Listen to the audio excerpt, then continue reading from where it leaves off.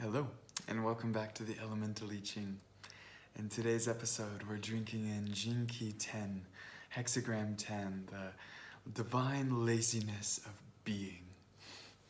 And it's perfect, of course. Here we are, solstice, Christmas, holiday, Hanukkah, this incredible winter realm of, especially in the Northern Hemisphere, this time of gathering together as family, of lighting the trees with our magical intent, with sharing those tiny treats we've gathered and harvested throughout the year with our friends and our family, with the warmth and generosity of the holiday spirit, with that love of being together.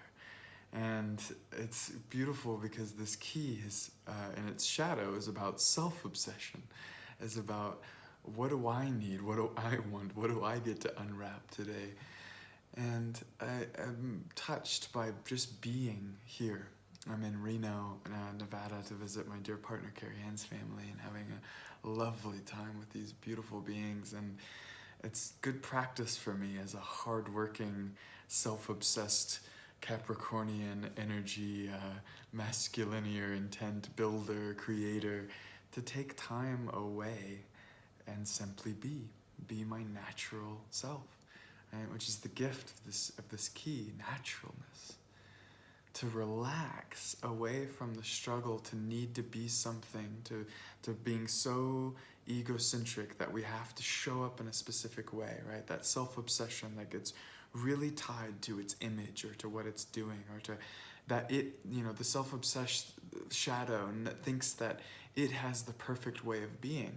It's dissatisfied with entropy, with the time of where we are currently at. It has this story of being dissatisfied with being stuck.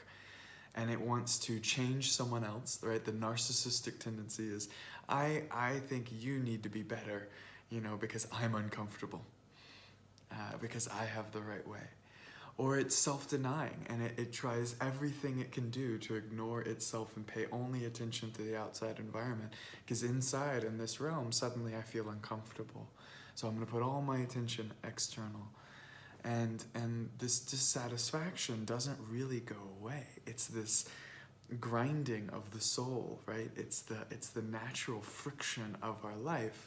What is our response to that natural friction in our life?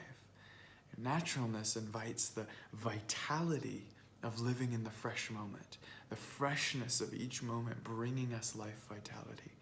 I was describing to someone yesterday of just, I think one of my goals in life is that even when I'm standing in line in the DMV, that I'm not wasting a breath, and I'm not wasting that moment, that I can actually be nourished by that moment, be nourished by the time, where the story of my mind thinks that I'll have something much better to do when I get home. I'll have something much better to do when I'm creating in the way that I think I want. So I'm relaxing my stories and letting the lake, the joyous lake, naturally emerge in each fresh moment, this creative heaven of time. Each moment is another opportunity to drink in life. And that's what these two hexagrams are really doing, that creative heaven over the lake, the joyous lake, the vessel, the still lake of serenity, the natural joyousness that rise out of the present moment. It's being illuminated by that creative heaven of time, of change, of the freshness of each moment, revealing that natural vitality, naturalness, that simplicity, that authenticity of this is me, this is who I am. Let me relax into that and let my own life be the nourishment in this moment, instead of needing to show up in a specific way to be validated by the external world. And I'm just slowly dismantling those opinions of myself that I project out and give my power out to someone else. Just relax into the authentic truth, the current of where my purpose is taking me step by step. Relaxed and receiving this beautiful natural beingness that we get to be. The beauty of bliss. Beautiful bliss. That's what being in the Bhagavad poetry is. Beautiful bliss. Creating elation in every moment by revealing the beauty of life. And the bliss that's not stuck in a story of good or bad, of joy or grief, of the temporary sensations. They just keep moving through our body. And the more we let the data of life, the data of these sensations be informing for us, the more we experience that ecstatic bliss, that natural ecstasy of our being. Divine laziness, to just relax, this channel, this conduit, to be a lake, to receive the glorious light of that creative heaven. So at this Christmas time, just, placing my grail, my cup of my heart to the altar of being, of relaxing my agendas, my stories, to laying my authentic nature, bare and open to my friends and family, to open that joyous lake to receive the light of creativity. Not as a bypass to create so that I'm not uncomfortable sitting, but to actually let the joy bubble up naturally and meet that creativity that's constantly moving my vessel, my beingness. Because beingness isn't just doing nothing. That's a way to tap into beingness. But really, in this special time, and whether you celebrate these types of holidays or not, when you gather with your family, and just recognizing these divine reflections in your family and in your friends and in your community, and seeing how every step is helping reveal more and more of who we are. We are treading on this path. Now that's the hexagram, the I Ching name of this hexagram is treading. So it's about paying attention to each step along the way. And have we lost our way? Are we suddenly not paying attention? Are we suddenly wrapped in our own stories in the mazy pathways of the self? Right? But life is not a maze. There are no dead ends. Life is not a maze. It's a labyrinth. It's spiraling itself always to the center.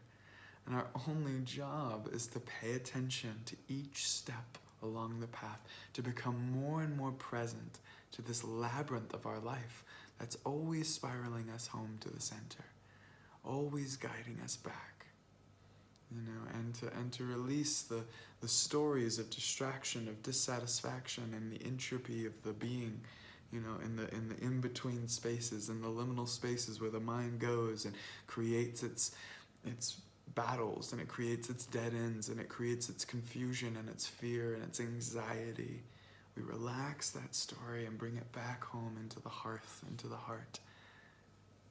Because it's not about being spiritual, it's not about being right, it's not about being happy all the time.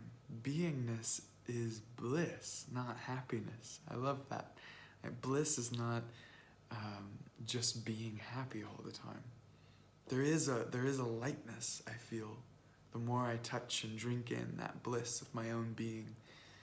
But it's not about external happiness. It's not about, always feeling, you can always feel vibrant, but colors can be vibrant even in their depths and their darkness. Life can be vital even in its darkest night.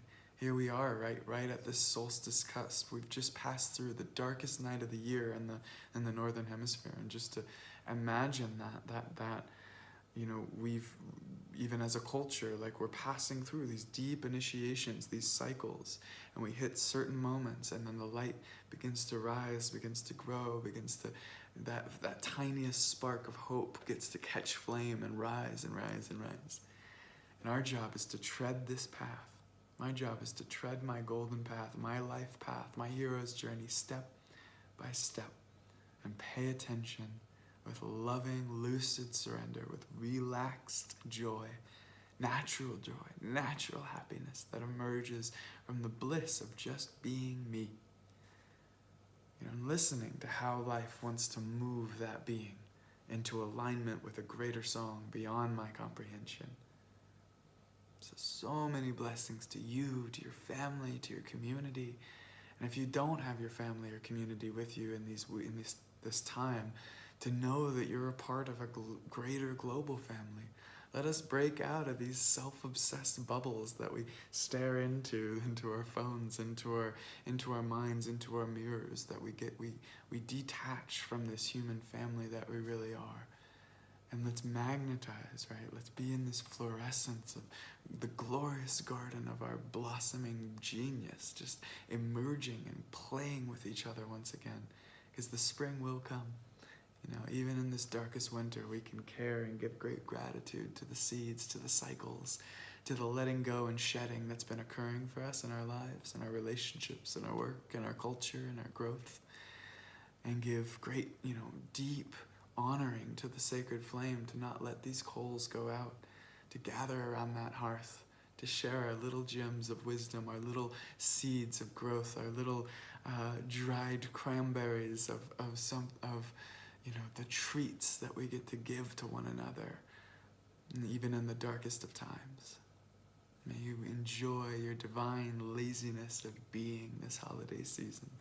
I'm definitely going to keep enjoying mine. I'll see you next year.